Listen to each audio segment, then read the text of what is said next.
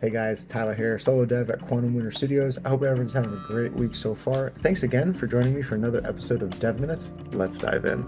So this week saw me focusing a lot on the corridor tool, or creating the start of the corridor tool, and then blocking out our geometry or our environment. So let's start with the corridor tool.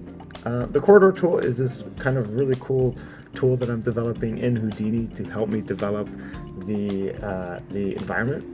So the corridor tool is going to, envision it, you can create define a path with some curves or with some geometry, and you hand it off to this tool, and then you have a corridor, and then probably also the corridor connecting to rooms of the distant gamble. So think of this like a tool to where you can define rooms and then connect the rooms with corridors, and then the corridors could intersect and things like that. So a very dynamic, almost base layout sort of tool that I can use to just really quickly lay out the distant gamble.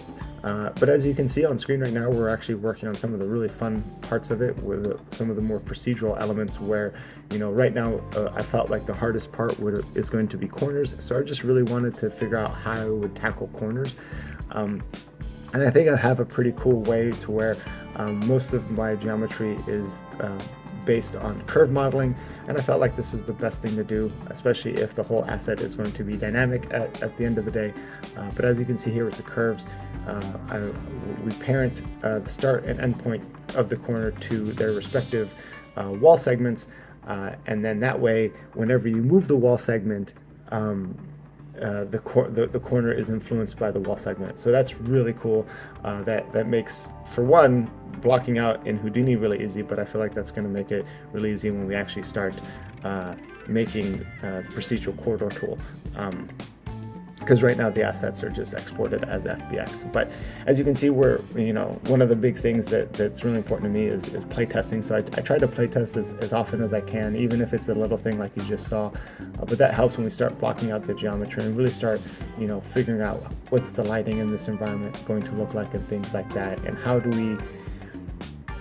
we tailor the environment so it's going to accomplish our gameplay objectives? I mean, we want to tell we're a narrative-driven stealth action game, really kind of leaning more into the action side of things. So how do we allow the player to be stealthy and have fun and kind of keep the pacing up and fast? So anyway, I think that about wraps it up for this week's video. Please like and subscribe. It really helps us out. Also, if you have any questions, or if you'd like to see a tutorial on how I'm doing animations or anything like that, please drop a comment below. We also have a Discord channel. We'd love to see you in there. But until next week, I'll see you in the stars.